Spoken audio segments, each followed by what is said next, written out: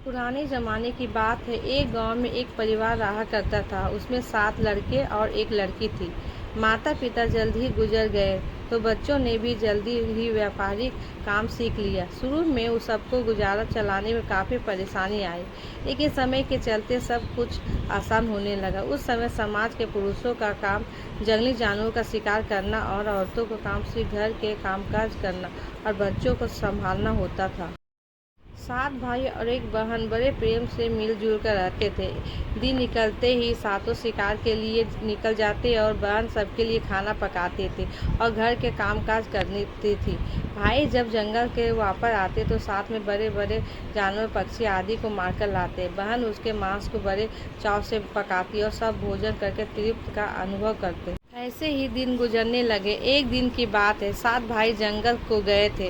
शाम होने चली थी। बहन सबके लिए खाना बना रही थी। जब वह सब्जी के लिए हरी साग काट रही थी, चाकू की तेज धार से उसकी एक उंगली कट गई। कटी उंगली से खून की धार बहने लगी। उसने सोचा, यदि भाइयों ने देखा तो वे बड़े दुखी हो जाएंगे। मुझे उन्हें यह बात नहीं बतानी चाहिए। उसने बहते खून को अपने ओढ़नी से पोंछना चाहा, किंतु लगा कि उनके भाई देख लेंगे। फिर उसने दीवार पर पोंछना चाहा, फिर लगा यहाँ तो और अच्छी तरह से दिखाई देगा। वह बेचैन होकर इधर उधर घूमने लगे। कोई ऐसी जगह नहीं मिली जहाँ उसका बहता खून भाइयों की दृष्टि से बच सके। अंत में कोई उपाय न देखकर उसने उसी साग से पोंछ लिया जिसकी सब्जी वह बनाने जा रही थी। शाम को भाई जंगल से वापस आए। बहन ने खाना परोसा। आज सातों को साग बहुत स्वादिष्ट लगा। सातों अपनी उंगलियां चाटते रह गए। बहन के पाक कला की तारीफ की। अपनी तारीफ सुनकर बहन भी खुश से फूली नहीं समाई। दिन भर के थके होने के कारण सातों भाई जल्दी से सो गए। अगली सुबह रोज की तरह खा पीकर सातों भाई जंगल की ओर निकल पड़े। जब शिकार तलाशते तलाशते थक गए, सभी एक पेड़ के छांव में बैठकर आराम करने लगे। बातों में रात के भोजन में बहन के द्वारा बनाई गई साग की चर्चा होने लगी। सब कह रहे थे कि इतनी स्वादिष्ट साग की सब्जी आज तक नहीं खाई थी। सबने तय किया कि आज इसके बारे में बहन से जरूर पूछेंगे और जान लेंगे कि साग में उसने क्या क्या मिलाया था। शाम को सातों भाइयों ने दोबारा बहन की पाक कुशलता की तारीफ करते हुए पूछा, प्यारी बहन, कल रात के साग में तुमने क्या क्या मिलाया था? बहन बताना नहीं चाहती थी। वह सोच रही थी कि अगर उन्हें पता चला कि उसकी उंगली कट गई है तो सभी बहुत दुखी हो जाएंगे। इसलिए उसने जवाब में कहा, कुछ नहीं। बड़े भाई ने कहा, प्यारी बहना, तुम्हें बताना ही पड़ेगा। मैं जानना चाहता हूँ कि हमारी बहन ने इतना स्वादिष्ट साग कैसे बनाया।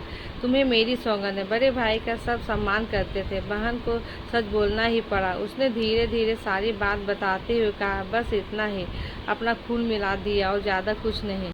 यह सुनकर 6 भाइयों के मन में एक कुटिल ख्याल आने लगा कि वो सोचने लगे, इसके खून की चंद बूंदें इतनी स्वादिष्ट है तो इसका मांस कितना स्वादिष्ट होगा। रात के खाने बाद सातों सोने के लिए गए। सातों में फिर बात की चर्चा छिड़ गई। बड़ा भाई कहने लगा, अरे खून की कुछ बूंदें इतनी स्वादिष्ट है तो शरीर का मांस कितना स्वादिष्ट होगा। सबने बड़े भाई की बात में हाँ मिलाया। अगले दिन शिकार के लिए जाते समय सातों ने यह योजना बनाई कि बहन को मारकर उसका मांस बनाएंगे, खूब स्वादिष्ट होगा। सातवें भाई को अपने बड़े भाइयों की युक्ति बिल्कुल भी उचित नहीं लगी। वह अपनी प्यारी बहन को बचाने के लिए बेचैन हो गया। वह खुलकर उसका विरोध नहीं कर सकता था क्योंकि 6 भाई एक तरफ थे। शिकार करने के बाद सभी भाई ने मिलकर बांस के फट्टों से बना चबूतरा का निर्माण किया। उनकी योजना यह थी कि बहन को फुसलाकर यहाँ लाएंगे, तीर मारकर उसकी हत्या करेंगे और उसका स्वादिष्ट मांस खाएंगे। अगले दिन बड़े भाई ने बहन से कहा, प्यारी बहन, तुम बड़ी हो गई हो और शादी के लायक हो गई हो। मैंने तुम्हारे एक सुंदर से वर की तलाश की है। आज हम उसका घर देखने जाएंगे। तुम्हें भी सज संवर कर हमारे साथ चलना होगा। बहन शादी बात से बहुत खुश हुई। तुरंत तैयार होकर भाइयों के साथ चलने लगे। चलते चलते वह थक गए। वह बड़े भाई से पूछने लगे, मेरा ससुराल अब कब कितना दूर है? बड़ा भाई बोला, बस अभी पहुंचने वाले हैं। दूर से दिखाई दे रहे टीर पर बंधे चांद को दिखाते हुए बोला, वह देखो तुम्हारी ससुराल, जहां तुम राज करोगे। यह सुनकर बहन आनंदित हो उठी। चांद पर पहुंचते ही बड़े भाई ने अन्य भाइयों को बहन को चांद पर खड़े करके रस्सी से बांध के खंभे पर सहारे बांधने को आदेश दिया। सभी मिलकर फुर्ती से बहन को बांधने लगे। बहन असहाय थी। बहन को निर्ममता से बांधने के बाद बड़े भाई ने सबको बारी बारी से उस पर बाण से प्रहार करने का आदेश दिया। बड़ा भाई हाथों में धनुष बाण लेकर जब प्रहार करने को तैयार हुआ, तब बहन भाई के सामने हाथ जोड़कर करुण स्वर में गाने लगी।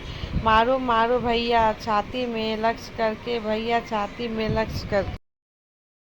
तुम्हारा तीर तुम्हारा धनुष जंगल को जाएगा भैया, मारो मारो भैया छाती में लक्ष्य करके, छाती में लक्ष्य करके, भैया छाती में लक्ष्य करके। भाई ने कठोरता दिखाते हुए तीर चलाया, पर उसका निशाना विफल हो गया। इसके बाद दूसरा भाई तीर मारने को तैयार हुआ। बहन ने उसके आगे भी हाथ कर वही करुण गीत दोहराया। उसके भी निशाना चूक गया। अपने सभी भाइयों को हत्यारे के रूप में देखकर बहन का हृदय हाहाकार करने लगा। वह ईश्वर को याद करते हुए कहने लगी, हे ईश्वर, अब तुम ही मेरा सहारा हो। मेरा सातों भाई मेरी हत्या करना चाहते हैं। इनमें से एक भी ऐसा नहीं है जिसके दिल में मेरे लिए दया और प्रेम है। अपनी बहन की बातों से सातवां भाई डरभीत हो उठा। बहन की पुकार पर वह तड़प कर रह गया, पर 6 भाइयों का प्रतिवाद करने का साहस नहीं जुटा पाया। इसी तरह सभी भाइयों ने बारी बारी बहन की छाती को लक्ष्य करके तीर मारने की कोशिश की। बहन हर बार वही गीत दोहराती रही। 6 भाई लक्ष्य भेद करने में असफल रहे। अब 7वें भाई की पारी थी। 6 भाइयों उससे कहने लगे, पूरी ताकत से तीर लगाना, बहन को एक ही बार में ढेर करना। यदि तुम्हारा निशाना चूक गया तो तुम जिंदा नहीं बचोगे। हम सब मिलकर तुम्हें मार देंगे। बहन ने छोटे भाई की जान खतरे में पड़ते देखा। उसने अपनी जान न्यौछावर करके उसे बचाने का निश्चय किया। वह ईश्वर से प्रार्थना करने लगी, हे ईश्वर, मेरे भाई का तीर मेरी छाती भेदने में सफल हो जाए। वह करुण गीत गाने लगी, मारो मारो भैया छाती में लक्ष्य करके, भैया छाती में लक्ष्य करके, तेरा तेरा तीर मेरी छाती भेद जाए। मारो भैया छाती में लक्ष्य करके, भैया छाती में लक्ष्य करके। छोटे भाई ने तीर चलाया। उसका तीर बहन के मर्म पर जा लगा। वह दर्द से तड़प उठी। कुछ देर छटपटाने के बाद उसके प्राण टूट गए। वह निशक्त हो गई। अपनी कुटिल योजना सफल होने पर 6 भाइयों के चेहरा खिल गए। सातों ने मिलकर मृत बहन का शरीर चांग से नीचे उतारा। 6 भाइयों ने मिलकर बहन के शरीर की बोटी बोटी काट डाली। बड़े भाई ने 7वें को जंगल से लकड़ी और पानी लाने का आदेश दिया। छोटा भाई पानी और लकड़ी के साथ साथ कुछ मछली और केकड़े ले आया। वह अंदर अंदर बहुत दुखी था। उसके भाई बहन का मांस बड़े चाव से पका रहे थे। वह अपनी प्यारी बहन का मांस नहीं खा पाएगा। अगर नहीं खाएगा तो अन्य भाई उसे गाली देंगे। उसने मांस बनाते समय चुपके से अपने साथ लाई मछलियाँ और केकड़े को आग में दे दिया और अपना खाना जुगाड़ किया। चावल और मांस तैयार हो गया। जमीन पर केले के पत्ते बिछाकर उसमें सबके लिए खाना परोसा गया। छोटे भाई ने पहले ही अपने बैठने के स्थान पर एक छोटा सा गड्ढा खोद रखा था। उसने अपने पत्र के परोसे गए मांस को चुपके से गड्ढे में डाल दिया। मछली भात खाने लगा। अन्य भाई बहन की हड्डियां चबाने लगे। वह केकड़ा चबाने लगा। जब सबने बहन के शरीर के स्वादिष्ट मांस से अपना पेट भर लिया तो बड़े ने 7वें भाई को जूठा साफ करने को कहा। उसने बहन की बची हुई हड्डियों और शरीर के अन्य भाग जैसे सींग, नाखून, पंजे आदि सभी इकट्ठा करके उसी गड्ढे में डाल दिया और मिट्टी से ढक दिया। कुछ समय बाद उस स्थान पर बांस का एक पौधा उग आया। धीरे धीरे वह बांसों का झुरमुट बन गया। एक बार कहीं से एक संत आए और उसी बांस के झुरमुट तले छुपकर मल त्याग करने लगे। उसी समय आकाशवाणी हुई, संत दुर्गंध आ रही है, संत दुर्गंध आ रही है, संत दुर्गंध आ रही है। बार बार यह आकाशवाणी सुनाई देने लगी तो संत ने झटपट उस स्थान को साफ किया। उन्होंने झुरमुट में से एक बांस काटा और अपने साथ ले गए। उस बांस से उन्होंने एक यंत्र बनाया। वे उसे बजा बजा कर दिन भर लोगों के घर जाकर भिक्षा मांगते थे और बदले में खूब सारा उपदेश देते थे। एक दिन संत भिक्षा के लिए बड़े भाई के द्वार पर गए। तब तक 6 भाइयों का विवाह हो चुका था। केवल 7वां कुंवारा था। जो ही संत ने बड़े भाई के आंगन में कदम रखा तो ही संत का केंद्र स्वयं बोल उठा, नहीं बाजो रे केंद्रा, यही है दुश्मन सबसे बड़े भाई के घर। नहीं बाजो रे केंद्रा, दया प्रेम सब छोड़कर रिश्ते में यही दाग लगाया। नहीं बाजो रे केंद्रा, यही है दुश्मन सबसे बड़े भाई के घर। नहीं बाजो रे केंद्रा। योगी के बाजे से बार बार निकल रही इस रुदन से बड़े भाई के पसीने छूटने लगे। उसने अपनी पत्नी से योगी को तुरंत भिक्षा देकर विदा करने को कहा। इसी तरह योगी बारी बारी 6 भाइयों के द्वार पर उपस्थित हुए। उनके आंगन पर कदम रखते केंद्रा से स्वयं ही वही गीत बजने लगता। उन्होंने भी अपनी पत्नी को तुरंत ही कुछ भिक्षा देकर विदा करने को कहा। उनके मन में यह डर समा गया कि यदि इसी तरह योगी का केंद्रा बजता रहा तो उनकी यह पोल खुल जाएगी कि वे अपनी बहन के हत्यारे हैं। अंत में संत 7वें भाई के घर पहुंचे, जो अभी तक कुंवारा था। वह अकेले रहता था। जब योगी उसके द्वार पर उपस्थित हुए, केंद्रा बोल उठा, बाजो रे बाजो केंद्रा, मेरे सबसे छोटी भाई के घर। मन की बात मन में छुपाकर युगों से रख रखा है। अंतर में बाजो रे बाजो केंद्रा, यही है मेरे सबसे प्यारे भाई का घर।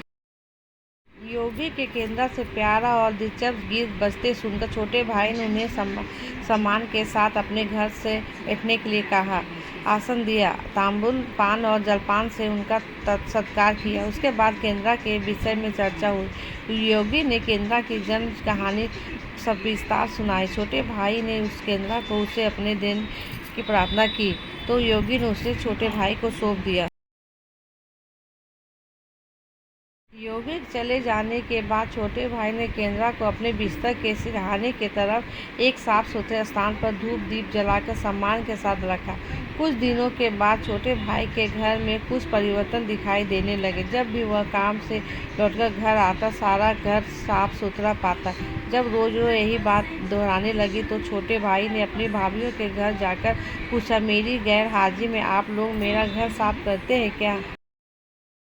सभी ने जवाब दिया, हमें अपने घर के कामकाज से फुर्सत नहीं है, तुम्हारा घर कैसे साफ करती। छोटे भाई ने निश्चय किया कि आज यह छुपकर देखेगा कि उसका घर कौन साफ करता है। वह घर के कोने में छुप गया। घर सुनसान होते ही स्थापित केंद्रा से उसकी बहन की शक्ल की एक लड़की निकली। घर का सारा काम किया और फिर उसी केंद्रा में समा गई। छोटे भाई ने यह बात अपनी बड़ी भाभी को बताई। बड़ी भाभी ने उसे समझाया, जो ही लड़की केंद्रा से बाहर निकलेगी तुम केंद्रा को आग के हवाले कर देना, फिर उस पर तुलसी जल छिड़क देना, फिर देखना क्या होता है। छोटे भाई ने बड़ी भाभी कही मुताबिक काम किया। उसने लड़की के निकलते ही केंद्रा को आग में डाल दिया और लड़की पर पवित्र तुलसी का जल छिड़काव किया। तुलसी जल के स्पर्श से वह मानव रूप से आई। भाई ने देखा यह तो उसकी प्यारी बहन है। उसने अपनी बहन को गले से लगा लिया। उसके बाद दोनों भाई बहन प्रेम से जीवन बिताने लगे।